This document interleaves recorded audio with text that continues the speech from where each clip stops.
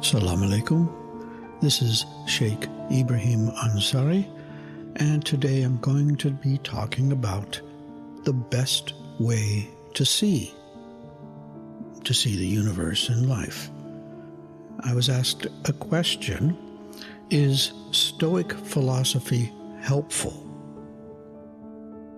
Well, Stoic philosophy originated in ancient Greece and Rome and teaches the development of self-control and fortitude as a means to overcome destructive emotions.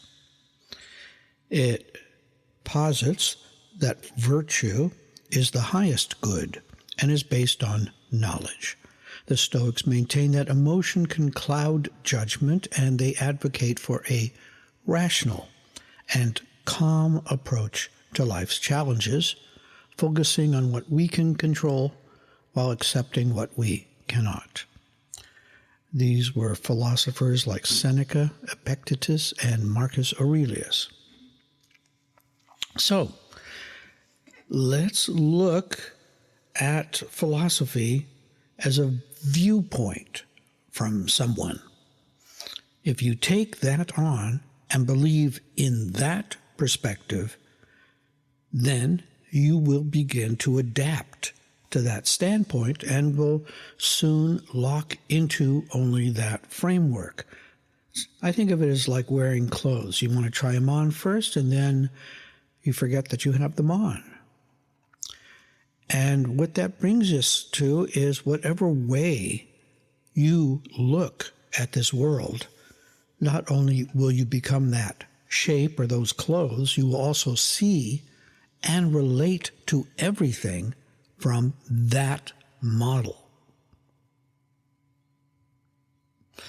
Another way to answer this question is to assume that whatever you are doing right now and wherever you are is the best place to observe and to see life. In other words, you want to catch up to this moment, this place, this now, because this is the optimal place to get to.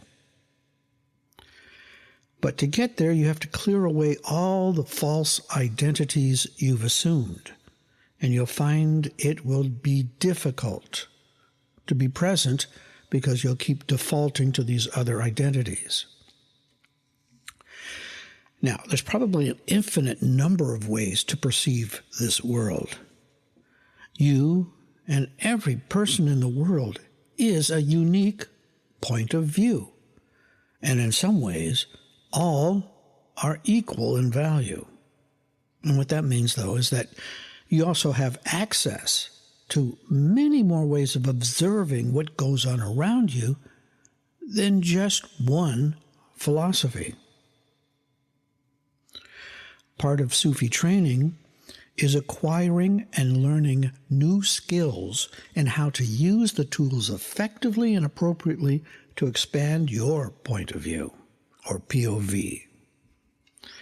Imagine that the world you've been looking at and living in is actually a two-dimensional painting. It's a mural on a large canvas.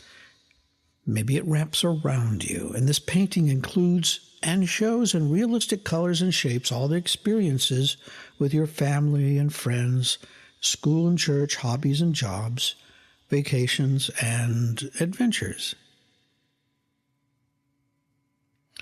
However, during your life, an event occurs.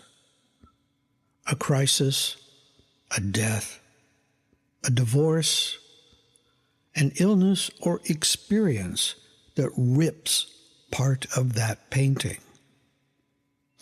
And you begin to notice another reality peeking through that you don't understand. In the beginning, you probably ignore the rupture and return back to your normal life, but the rip is increasing. And though you may staple it, repaint it, or bind it, it still is increasing in size until you are looking and living in an unfamiliar world. In regard to being brought up in specific religions, there have been way too many of them based on scaring new participants, like infants undergoing baptism and other cultural anomalies. So we learn right at the very beginning, before we even have a chance to defend ourselves, about damnation, hellfire, and the sin of being born, to keep order and marketing in place. Sufism, along with Taoism, Hasidism, and some other spiritual practices, teach the opposite, that we are here because of love and compassion, that we come from love and mercy, and that we are going to return to love. Well, let's look at what we're given to start with. 1, we've got a chimpanzee body adapted to millions of years of learning how to survive on a most remarkable planet. Everything we need is right here. So in this school that we are living in is a brain that's hardwired to keep us alive, to protect us, and predict what the next experience or event will be and help us to survive it. And then we have this inner spiritual connection with what we can call a spiritual heart, maybe a soul, or spiritual understanding. Seems to me that we all have a spiritual component that at some point needs to be addressed. But as we have seen historically, people tend to weaponize anything and everything for power and because of sometimes purposeful misunderstanding. So it seems to me that a better way to approach these philosophies is to see them more as available points of view. Perhaps practice trying to shift into these angles to better understand what is going on around us. Well, one really great way is to read books. Something happens to the brain when we read that allows us to observe life through other people's eyes and ears and experiences. This gives us practice in seeing things from another point of view. And that creates respect, appreciation, and the ability to take in new points of view. Scrolling through the little windows on your phone is actually based on consumer clicking and making money for other people. The dopamine hits you get create an almost unwilling addiction to wanting more substance when there isn't any. I suggest trying to avoid this useless void that will only make you unhappy and depressed. Now, when I get distressed, depressed, or worried, I go for a walk and take a look at a cliffside. And when you look at the cliff, you'll see thousands of little lines, striations showing millions of years compressed into a millimeter or two. And then I ask, how does my life fit in that line? Where am I? Many indigenous peoples have dealt with this ability to shift POVs to help create a healthy approach to life. For example, the Hopi speak about the 4 point of views that you can practice. First one is snake eyes. So you're close to the ground, slithering around through the grass, blades, along the roots and bushes. You can feel something's coming towards you through the ground itself. Mouse eyes. You get to see a little bit above the grass blades and bushes, and you can see if a snake is coming. You have the ability to run and hide from predators above and below. Third is bison eyes. Now you're far above the grass blades and you can see the horizons, the hills, and the valleys ahead. You have a good view of everything around you. And the last is hawk eyes. You're meters above the ground. You can see all the prey, the rabbits, mice, snakes, and turtles. As a Sufi, we also learn how to shift our heart into other forms of life, such as a tree, hawk, spider, or even the ocean.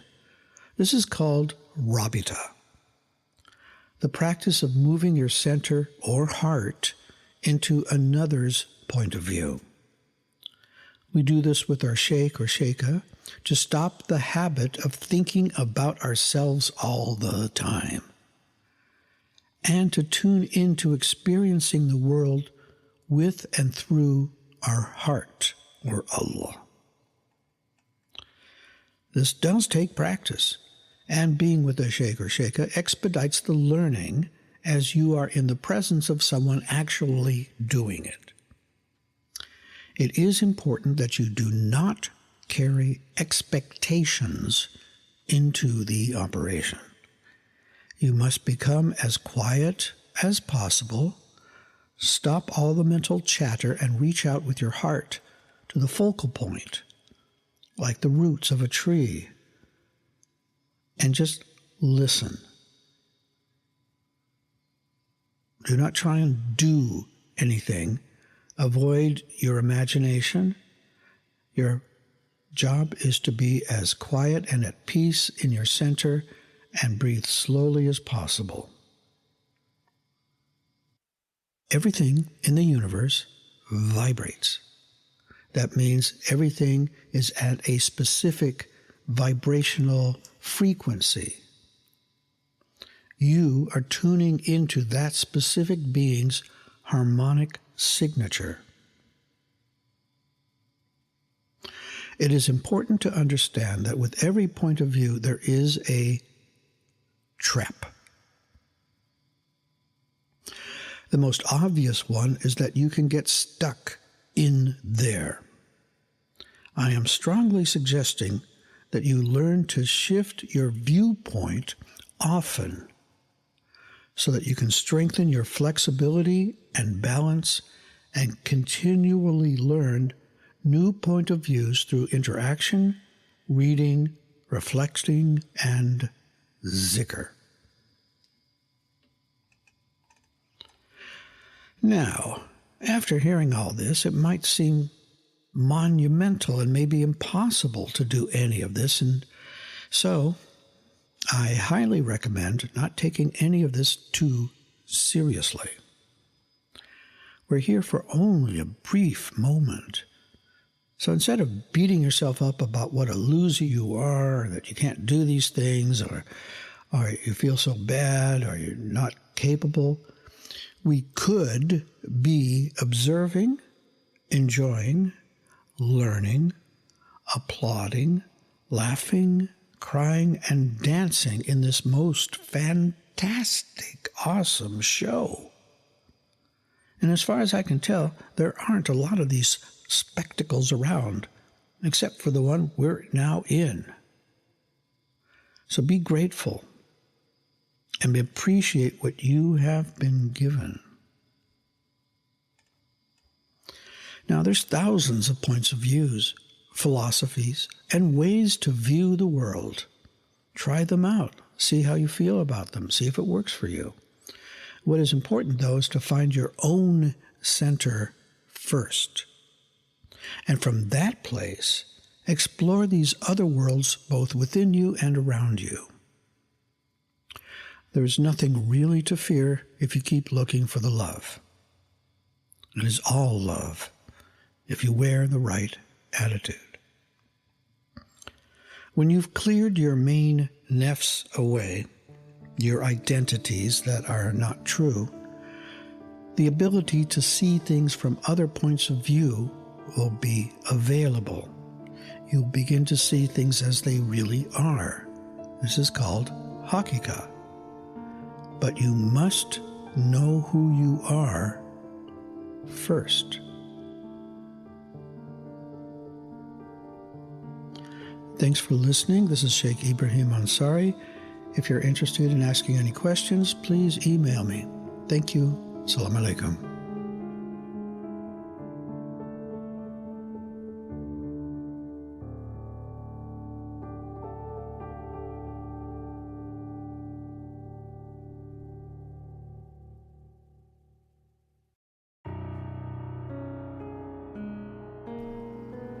Salaam Alaykum, murids, seekers, curious, and interested listeners. We appreciate you and are happy to share our Sufi message. Your donation will help support our Sufi Center in Sydney, where we do zikr, sohbet, spiritual counseling, and healing services.